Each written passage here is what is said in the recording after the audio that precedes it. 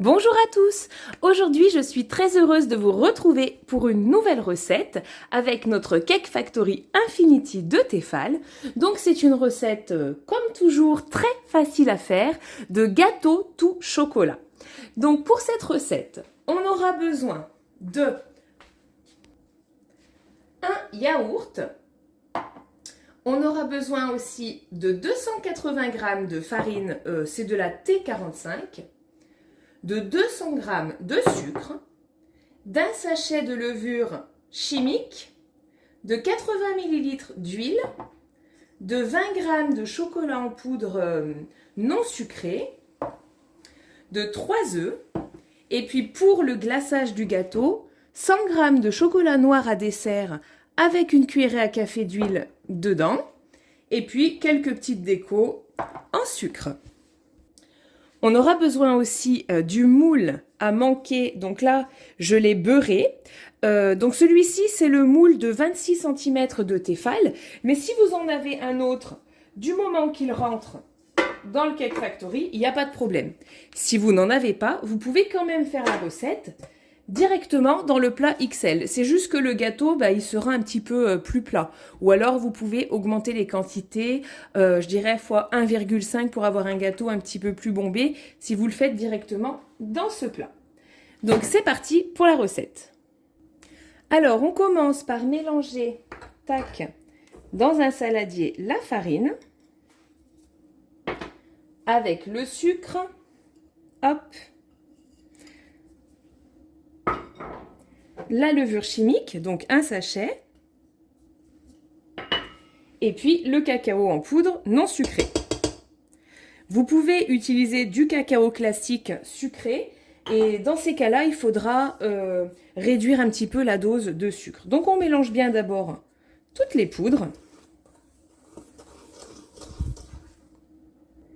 Et puis on va ajouter le yaourt. Donc le yaourt, peu importe, hein, vous prenez ce que vous avez.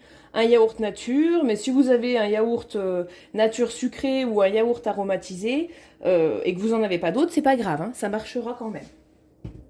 Voilà, ce qui compte, c'est qu'il y ait un yaourt. Donc on commence à mélanger un petit peu. On ajoute l'huile. Et puis les œufs.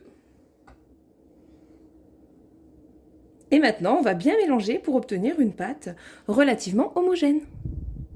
Donc voilà ce qu'on obtient. Tac. Vous voyez, une pâte bien homogène et assez épaisse. On la transvase dans le moule à manquer.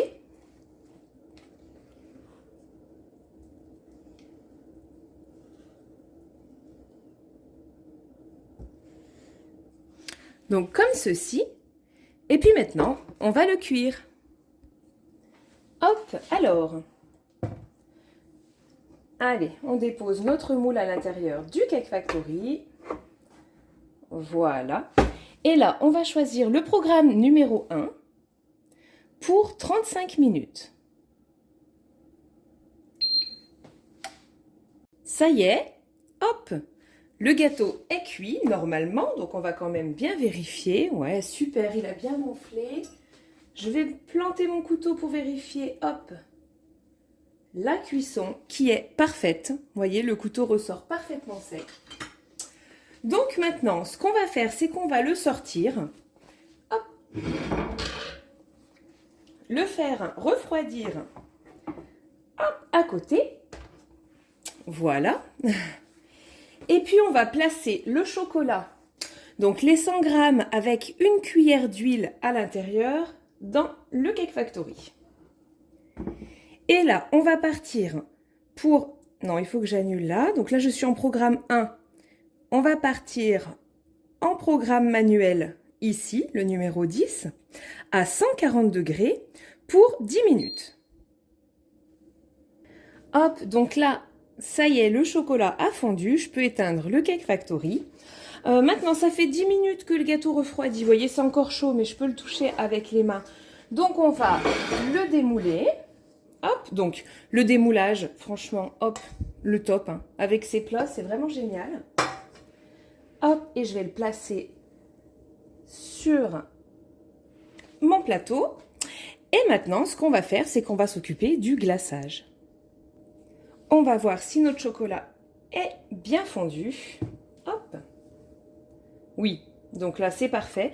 Donc, je vais bien remuer pour que ce soit, encore une fois, homogène, la petite cuillère d'huile et le chocolat. Mais il est parfaitement fondu. Et puis, on va venir le verser sur notre gâteau. Allez, donc je vais faire couler, hop. Ah! Si je trempe mon gant dedans, tout le glaçage sur le gâteau. Hop, bon, c'est pas évident. Parce que là, je suis un petit peu penchée à cause de mon téléphone pour filmer. Mais bon, vous voyez l'idée, hein? Ah bon, j'ai trempé mes 2 maniques de cuisine dans le chocolat. C'est pas grave, heureusement, on a les machines à laver. Donc, une fois que c'est fait, eh ben, on va venir lisser, en fait, pour répartir, vous voyez, doucement le chocolat sur toute la surface du gâteau. Donc, si vous n'avez pas de petite spatule, c'est pas grave, vous prenez le dos d'une cuillère à soupe. Donc, ça marche très bien. Je l'ai fait pendant longtemps comme ça. C'est vrai que la petite spatule, c'est pas mal. Mais, c'est pas une obligation. Donc, je vais doucement, vous voyez, pour être sûr que ça va bien napper tout le tour de mon gâteau.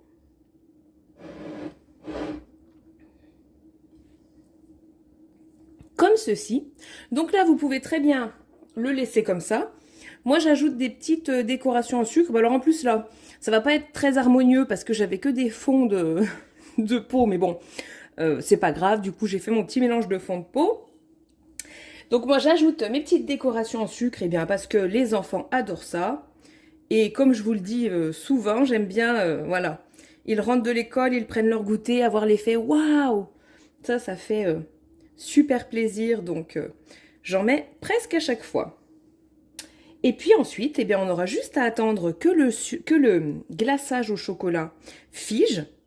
Et puis c'est bon, hein, il est prêt à déguster. Vous pouvez même le déguster avant qu'il soit figé, mais là, je vous promets pas au niveau salissure. Hein. Ça en met un petit peu de partout, surtout si on le donne à manger aux enfants.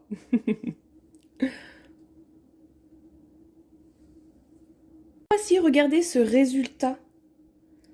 C'est un gâteau quand même qui est extrêmement facile à faire, qui cuit en 35 minutes avec notre Cake Factory. Moi, j'approuve. Hein. On le fait très très souvent pour le goûter. Alors, je vais quand même vous montrer l'intérieur avant que le glaçage soit figé parce que je n'aurai pas le temps plus tard dans la journée, mais vous aurez quand même une petite aperçu du moelleux du gâteau. Hop! Allez.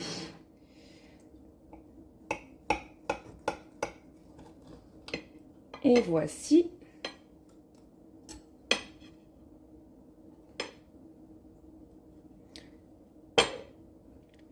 Voilà, regardez. Il est bien et franchement, il est vraiment... c'est difficile de vous montrer, je peux pas mettre les doigts au-dessus, mais il est super moelleux. Eh bien, merci d'avoir regardé et à bientôt pour de nouvelles vidéos.